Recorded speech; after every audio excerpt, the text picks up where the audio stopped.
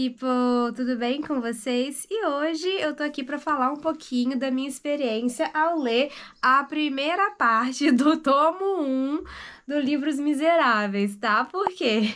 Por que que eu ri? Porque, gente, esse livro é gigantesco. Eu tô no primeiro tomo porque são 2 livros. Na verdade, ele vem assim, olha, nesse box, tá? E este daqui é o segundo livro, é o segundo tomo. Então, eu nem comecei o segundo tomo ainda. Eu estou na metade, né? Na primeira metade do tomo 1, que é o livro 1. Mas, gente, já aconteceu tanta coisa nessa história que eu pensei, se eu deixar pra vir fazer um vídeo só quando eu terminar os 2 livros, que são 2 livros de 1000 páginas, gente. Então, se eu for ler 2000 páginas e só depois vier aqui falar com vocês, eu não vou conseguir lembrar de tudo, eu não vou conseguir comentar sobre um monte de coisa. Então, hoje, eu vou comentar sobre até aonde eu li aqui, tá? Que foi bem próximo da metade, pra falar a verdade. Eu tô na página 488. A metade certinha seria a página 545. Mas assim, já aconteceram tantas coisas que eu falei assim, não, vou fazer os vídeos, né, sobre Os Miseráveis em partes. Então, hoje é a parte 1 do livro 1. E aí, depois, quando eu terminar de ler o livro 1, eu gravo a parte 2 do livro 1. E aí, sobre o livro 2, né, que é esse aqui é o livro 2, ó. Aí, quando eu estiver lendo o livro 2, eu gravo sobre a metade do livro 2 e até quando eu chegar no final da história. Então, o que eu tô achando, né? Como é um vídeo de experiência de leitura, eu vou começar falando sobre a minha experiência. Gente, eu tô gostando muito de ler esse livro, tá? Eu devo confessar que eu fiquei com um pouco de medinho na hora de começar, porque eu falei assim, ai, se esse livro for difícil, e se ele for um livro arrastado, tipo A Montanha Mágica, do Thomas Mann, que é um livro maravilhoso, que eu gostei muito, mas que a leitura do A Montanha Mágica é um pouco arrastada, sim, tá? Não vamos negar, é um livro de mais ou menos 800 páginas, mas que vale como se fossem as 2000 páginas dos Miseráveis, mas assim, Os Miseráveis têm a leitura muito fluida, tá? É muito gostoso de ler, não é um livro difícil, só que você tem que ler as referências que tem ali. Tem muitas notas de rodapé e então para você entender muito do que tá falando, do que tá acontecendo ali na história, você vai lendo as notas, a não ser que você conheça muito da história da França. Se você é um grande conhecedor da história da França, aí você não vai necessitar tanto das notas de rodapé. Mas a minha experiência até então tá sendo super positiva, eu tô gostando muito. É um livro que não é de leitura difícil, não é arrastado, tá? Tá sendo demorado, primeiro porque o livro tem 1 bilhão de páginas e segundo porque eu trabalho, eu tô produzindo mais conteúdo aqui, eu tenho que arrumar a casa, então assim, eu não consigo ler muitas horas por dia, né? Eu não passo 4, 5 horas lendo, eu passo entre 30 minutos e 1 hora ou 1 hora e meia de tempo ali por dia lendo, né? Tem dia que eu só consigo ler 30 minutos e tá tudo bem. Tem dia que eu leio um pouco mais, 1 hora. Tem dia que eu consigo ler 1 hora e meia, mas não passa muito de 1 hora e meia, não, porque eu tô sempre tendo que parar pra poder fazer alguma outra coisa, né? Principalmente trabalhar. Então, não é que o livro é arrastado, simplesmente que eu não tenho o tempo necessário todos os dias para ler um livro de 1000 páginas rapidamente, né? Tipo, o primeiro tomo, que é 1000 páginas, não dá para eu ler rápido, porque eu não tenho tanto tempo hábil, mas a leitura é muito gostosa, gente. E do que a história se trata? Victor Hugo aqui, ele meio que faz um retrato de como estava a vida na França em mais ou menos 1815, de mais ou menos 1815 em diante, assim. Eu ainda não terminei de ler o livro, então eu não sei até que data o Victor Hugo vai falar sobre aqui nos Miseráveis, tá? Por enquanto, a gente chegou, né, eu li até a parte que ele já chegou com a parte da Fantine, era 1820, então, assim, meio que até então eu li um recorte de 5 anos da história da França, né? Agora eu tô na parte que ele volta um pouco no tempo e ele detalha a Batalha de Waterloo, que é uma batalha super importante ali na França, que foi a batalha que derrotou Napoleão e que daí, consequentemente, ele teve que sair do poder, né, por causa por causa de ter perdido essa batalha. Então, ele volta um pouco no tempo, conta com os mínimos detalhes ali a batalha de Waterloo, o que eu achei super interessante, porque eu não sou uma conhecedora da história da França, então pra mim, assim, óbvio, eu já tinha ouvido falar de Napoleão, já tinha ouvido falar o nome, né, da batalha de Waterloo, já, mas não sabia onde aconteceu, como aconteceu, porque não sabia, não sabia nada. Eu já tinha ouvido falar do nome da batalha, e só, era a única informação sobre a batalha que eu tinha, né? Napoleão, a mesma coisa. Eu sei que Napoleão foi uma figura muito importante para a França, mas, tipo assim, exatamente o que Napoleão fez ali quando ele estava no poder? Não sei explicar, né? Então, o que o livro Os Miseráveis, para mim, até então mostra? É um recorte de como era a vida na França, né? Ali naqueles anos. De 1815, né, até aonde eu cheguei, assim, a data mais longe que o narrador cita é 1820, até a metade desse primeiro tomo, tá? Provavelmente ele ainda vai avançar mais no tempo, ou ele vai regredir um pouco, não sei, né? Porque a primeira vez que ele volta no tempo aqui no livro, eu não sei se ele vai fazer isso novamente, tá?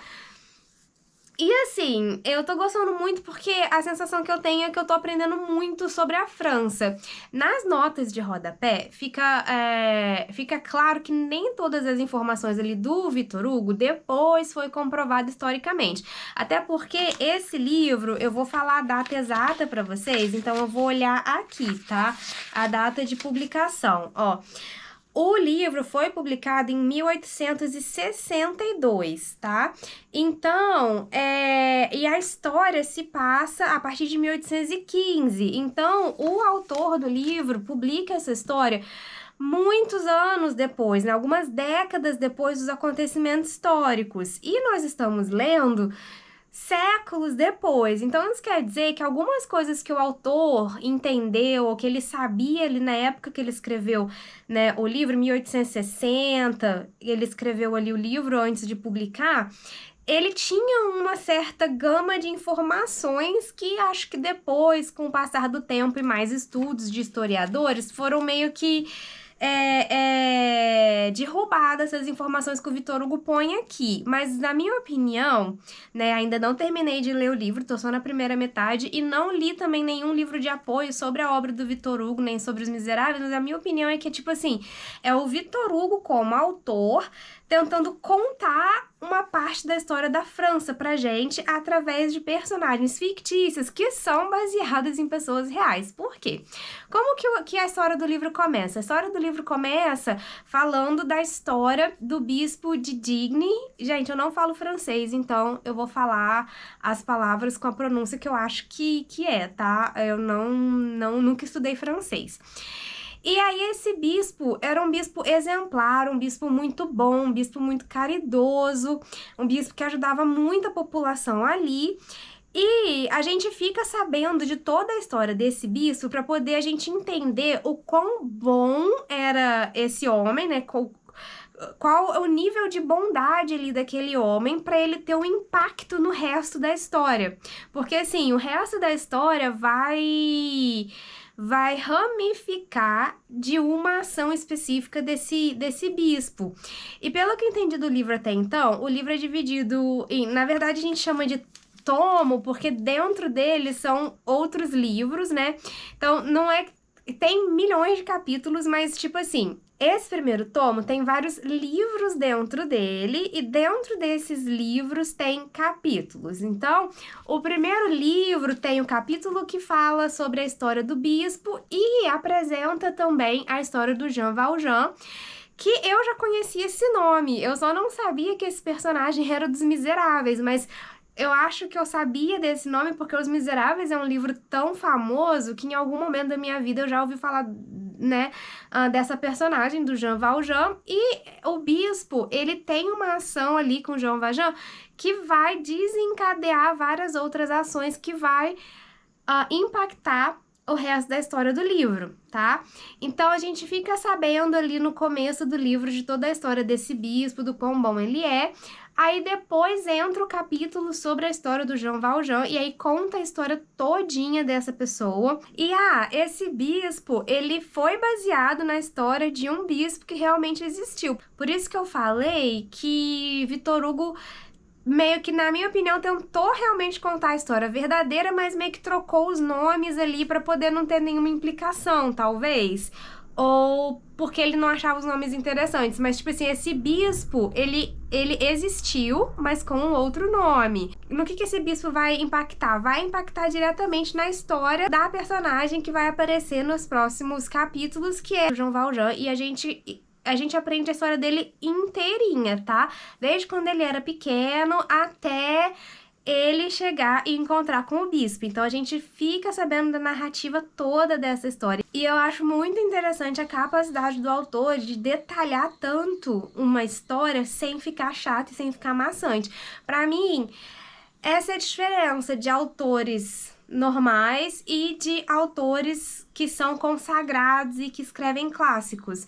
É você conseguir detalhar muito uma coisa, mas sem essa coisa ficar chata, desinteressante, sabe? Porque, tipo assim, tem alguns autores que você pega e você lê e você fala assim, gente, não tinha necessidade dessas informações. O que não é o caso dos Miseráveis. Tipo assim, ele descreve a história inteirinha do bispo e ele descreve a história inteirinha do Jean Valjean, mas é interessante. Ele escreve de um jeito que fica muito interessante você saber daquela história toda.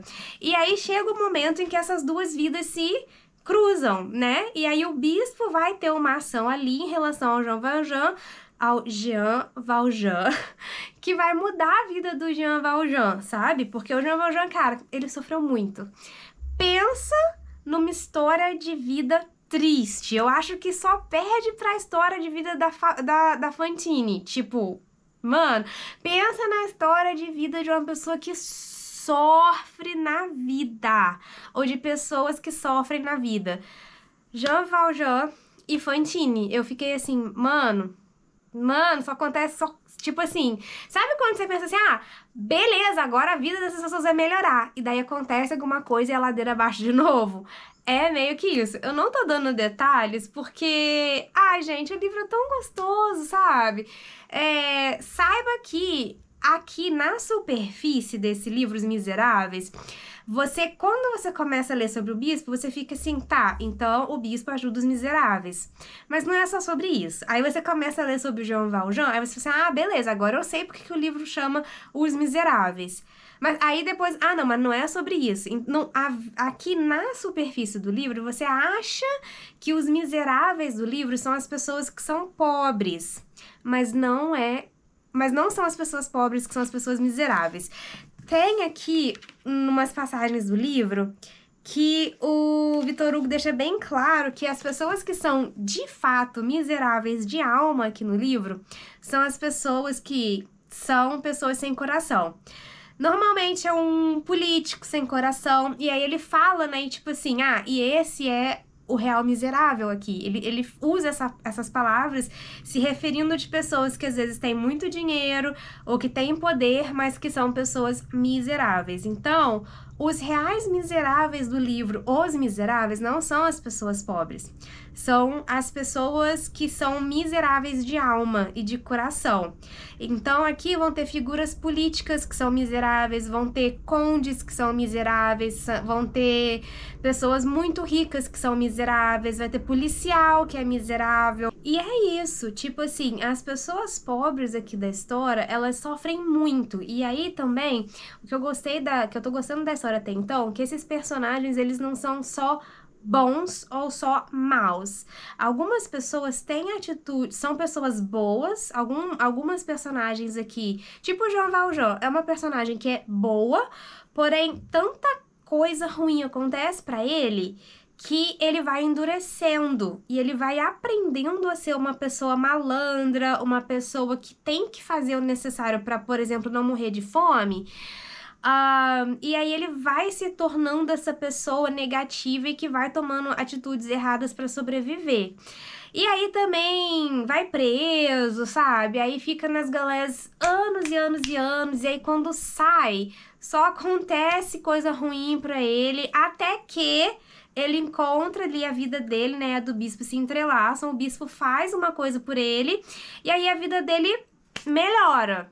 Mas aí a vida dele melhora até que ele encontra com outra personagem muito sofrida aqui, que é a Fantine, gente. Sério, a Fantine pra mim foi assim... Sabe quando parece que vai sugando toda a positividade, todo... A esperança de você é ler sobre a vida da Fantine, porque assim... Ela, aqui, aí beleza, aí depois de toda, né, depois dessa parte do Jean Valjean, aí começa a contar, o próximo capítulo é sobre 4 amigas que namoram 4 amigos, esses amigos são fanfarrões, têm dinheiro e tudo mais, e essas amigas são 4 mulheres pobres, bem pobres, elas trabalham ali com costura e elas saem com esses caras, elas meio que são... namoradas dele, mas não namoradas de fato, sabe? Elas também não cobram pra ficar com eles, mas é meio que tipo assim, uma troca ali de, dá joia, dá presente. Então é meio que tipo assim, elas são favorecidas por saírem com esses caras que têm dinheiro, mas elas também não trabalham como prostitutas, sabe? Elas trabalham ali fazendo costura, mas elas são muito humildes, então elas meio que... elas não amam esses caras, assim, tipo... Ai, paixão da vida. Não, é meio que, tipo, uma troca ali, sabe? De favores. É meio que um namoro, assim, meio que pra elas recebem coisas deles e eles ficam com elas, né? E a Fantine é uma dessas pessoas. Só que a Fantine, né, assim como as outras, ela não tem pai nem mãe. Ela era moradora de rua quando pequena, tanto que o nome dela, alguém aleatório ali passou e falou: nossa, essa criança tem cara de Fantine. Daí o nome dela ficou Fantine, sabe? Cresceu na rua, virou costureira, ganha muito pouco com o trabalho dela, muito pouco mesmo, mas era linda. A Fantine era aquele tipo de mulher com sorriso, o sorriso da Fantine é muito importante na história. É aquela mulher, tipo, que quando passa todo mundo olha, cabelos lindos, pele linda, que ninguém sabia explicar como uma mulher tão pobre era tão bonita e tinha um sorriso tão lindo. Era meio que, tipo... O mistério da Fantine era como ela podia ser tão bonita não tendo dinheiro nenhum. E aquele sorriso muito maravilhoso de alguém que não tem dinheiro pra cuidar dos dentes em 1800 e tanto. Mas ela tinha aquele sorriso maravilhoso que era o que também a deixava feliz. Toda vez que ela se olhava no espelho, ela tinha aquela felicidade de sorrir. Ela sorria muito, ela encantava todos com um sorriso. E isso é muito importante, porque vai chegar um momento na história que esse sorriso, gente, ela vai perder esse sorriso, sabe? E assim, e nem foi a pior coisa que aconteceu com ela, gente. Meu Deus, sabe assim, cada coisa que vai acontecendo com a Fantine, o meu coração ia tipo, despedaçando. Tipo assim, ela era aquela menina que já era pobre, que já tinha que trabalhar pra caramba, tinha um namorado ali, tipo, meio que namorado, meio que não namorado e tal. E aí, um dia os meninos, esses 4 meninos que são, né, tem muito dinheiro, resolvem ir embora, voltar pra casa, porque eles estavam ali em Paris, na capital, pra estudar e tal, daí eles voltam pra casa, mas nem comunicam pra elas, assim, pessoalmente, né, nem tem a hombridade de fazer isso, eles deixam uma carta escrita num restaurante, entrega pra elas e somem. E aí que a Fantine descobre um tempo depois que ela tava grávida do cara de um dos 4 meninos, que era o que ficava com ela, né? Ou 4 homens, né? Porque o mais velho deles já tinha 31 anos, então eles eram homens já, né? Eles estavam ali pra estudar, mas eles já eram homens. E aí, quando ela descobre que ela tá grávida, que ela se vê naquela situação que a coisa vai só ladeira abaixo, gente. Só ladeira abaixo, só tristeza e assim. A vida... Assim como a vida do Jean Valjean foi fazendo ele sofrer a um ponto que ele endureceu e ele virou uma pessoa que tinha ações ruins, tipo furtar e tudo mais. A vida meio que faz a mesma coisa com a Fantine, só que com uma mulher que ficou grávida sem um marido em 1800 e tanto, aquilo vai a levando a perder parte dela a cada passo da história. E ela vai perdendo, e ela vai perdendo. Parece que ela vai perdendo um pouco da alma, e ela vai perdendo um pouco de si, e ela vai perdendo a sanidade. As coisas que vão acontecendo com a Fantine são tão assim, sabe? Pra mim, nossa, cara, me impactou muito a história dela. Assim como a história do Jean Valjean, mas tipo assim... Mano, a dela pra mim foi muito assim... Sabe aquela coisa?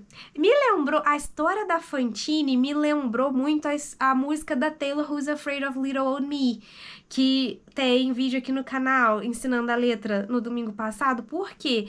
Porque é basicamente o mesmo tema de história. Tipo assim, a vida bate tanto nessa mulher que ela vai aos poucos perdendo a sanidade, até que, quando o último soco da vida vem...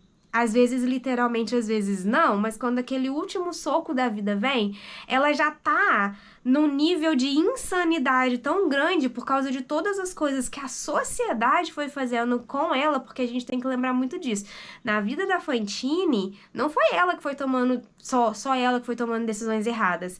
A sociedade foi castigando ela por ter sido uma mãe solteira.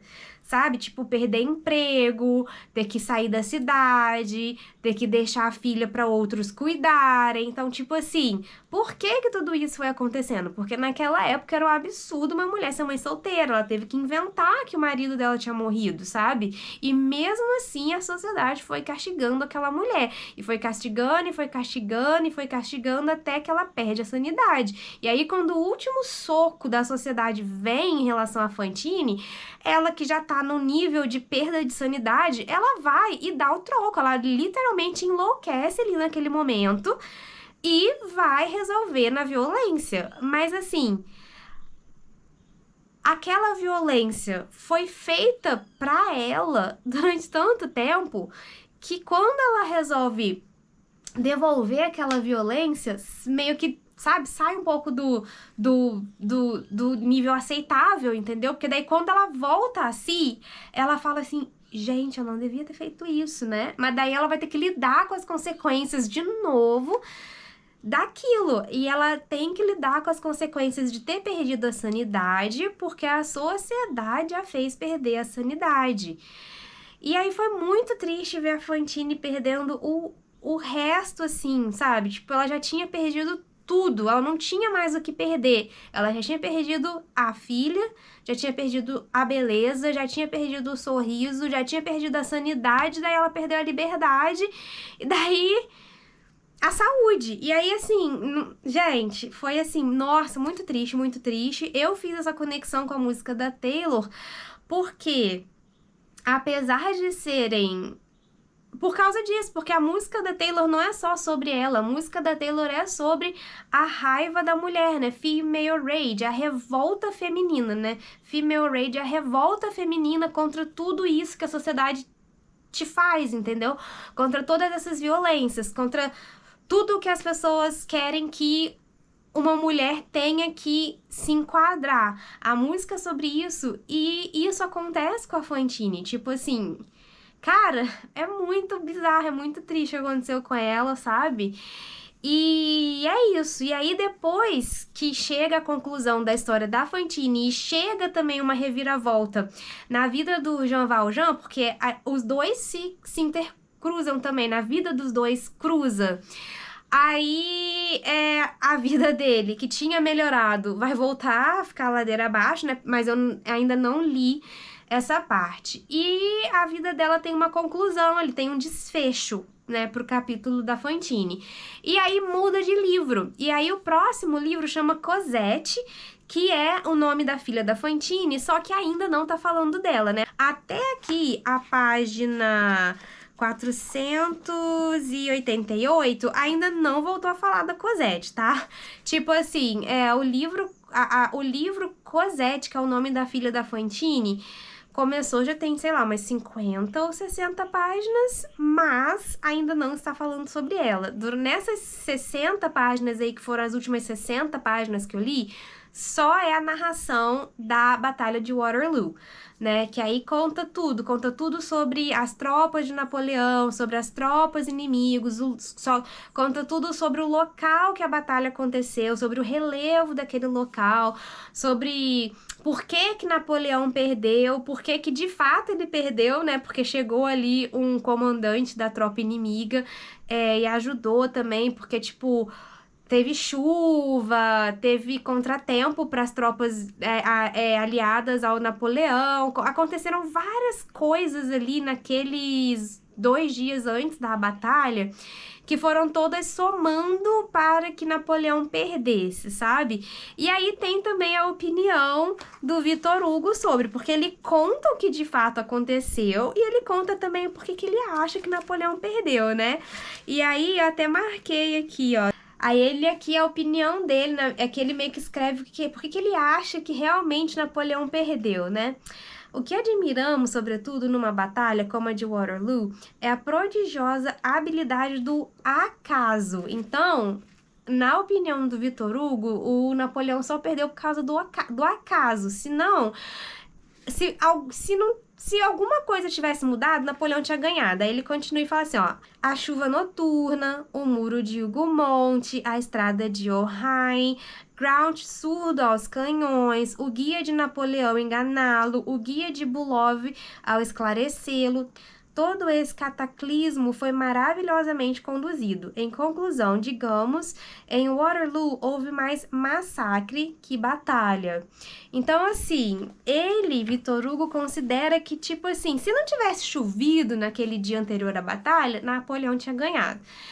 Se o guia de Napoleão não tivesse enganado ele e uma outra tropa que ia chegar pra ajudar, Napoleão tinha ganhado. Então, meio que, tipo assim, o acaso mudou a história. Ah, por acaso choveu, por acaso um guia não falou a informação certa, por outro acaso um outro guia falou a informação certa, mas falou a informação certa pra outra tropa.